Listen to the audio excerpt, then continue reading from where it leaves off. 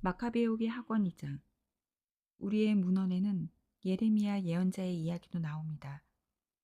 그는 앞에서 말한 그 불을 조금 가져가라고 유배자들에게 명령하였습니다. 그리고 예언자는 유배자들에게 율법서를 준 다음 주님의 계명을 잊지 말고 금과 은으로 만든 우상들과 그 장식물을 보면서 생각만으로라도 현혹되지 말라고 지시하였습니다. 그 밖에도 비슷한 말로 그들의 마음에서 율법이 떠나지 않게 하라고 타일렀습니다. 같은 문헌에 이러한 이야기도 있습니다. 예레미야 예언자는 신탁을 받고 나서 사람들에게 천막과 계약궤를 들고 자기를 따라오라고 명령하였습니다. 그리고 모세가 올라가 하느님의 상속 제산을 본 그 산으로 갔습니다. 거기에 가서 예레미야는 동굴집을 발견하고 천막과 계약궤와 분향 제단을 그곳에 안치하고 나서 입구를 막아버렸습니다. 그를 따라간 몇 사람이 길을 표시해 두려고 다가갔지만 그곳을 찾을 수가 없었습니다. 예레미야가 그것을 알고 그들을 꾸짖고 나서 이렇게 말하였습니다. 그 장소는 하느님께서 백성을 다시 한데 모으시어 자비를 보이실 때까지 알려지지 않은 채로 남아있어야 한다. 그때에 가서야 주님께서는 저 물건들을 드러내실 것이다. 그리고 모세 위에 나타났듯이 솔로몬이 그 장소가 특별히 성화되도록 청하였을 때에 나타났듯이 주님의 영광과 구름도 나타날 것이다. 또 지혜를 갖춘 솔로몬이 성전을 봉헌하고 완공하면서 희생 제물을 바친 이야기도 분명히 드러나 있습니다. 모세가 주님께 기도하였을 때에 하늘에서 불이 내려와 희생 제물을 태운 것처럼 솔로몬이 기도하였을 때에도 불이 내려와 번제물을 살랐습니다. 모세는 속죄 제물을 사람들이 먹지 않았기 때문에 불이 살라버린 것이다 하고 말하였습니다. 솔로몬도 같은 모양으로 여드레 동안 축제를 지냈습니다.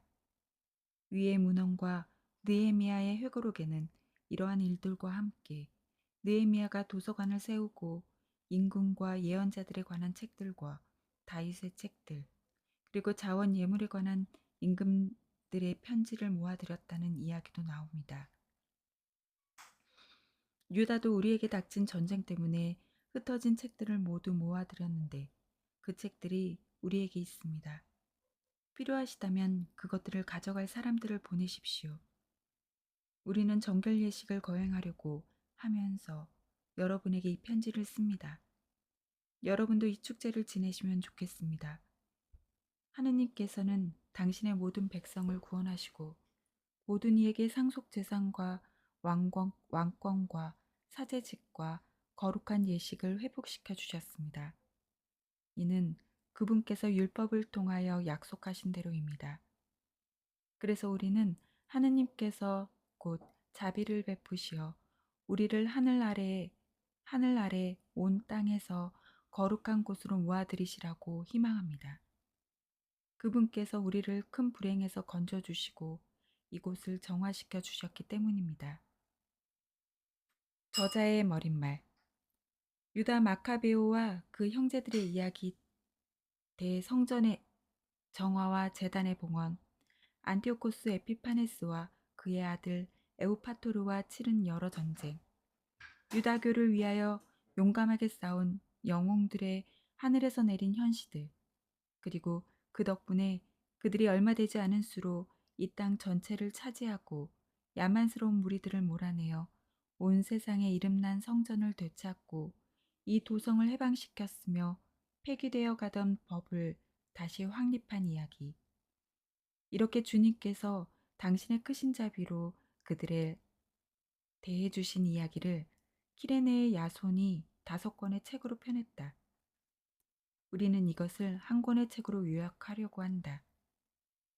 사실 통계 숫자가 너무 많고 자료가 방대하여 이 역사 이야기에 몰입하려는 이들에게 어려움이 있으리라고 여겨 우리는 이 책을 읽으려는 이들에게 즐거움을 주고 외우려는 이들에게 편의를 주며 모든 독자에게 이익을 주는 것을 목표로 삼았다.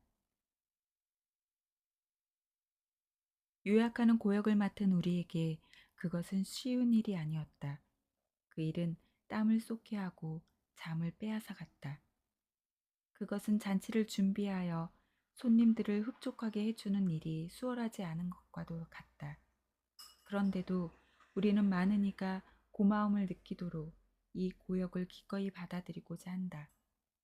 모든 사건의 자세한 내용은 저자에게 맡기고 우리는 줄거리를 요약하는 일에만 노력을 기울이려고 한다. 새 집을 짓는 건축가는 집 전체를 살펴야 하지만 칠하는 일과 꾸미는 일을 맡은 이는 장식에 필요한 것이 무엇인지에 주의를 기울여야 한다. 우리의 경우도 마찬가지라고 생각한다. 어떤 사건으로 들어가서 그 일을 두루 살펴보고 각 부분을 자세히 다루는 것은 원역 사가가 할 일이다. 그러나 이야기를 다시 편집하는 이에게는 간결한 표현을 쓰고 사건의 세밀한 내용은 생략하는 것이 허용되어야 한다. 이상 말한 것에 덧붙일 필요 없이 이제 이야기를 시작하자. 역사를 요약한다고 하면서 그 역사의 머릿말을 길게 늘어놓는 것은 어리석은 일이다.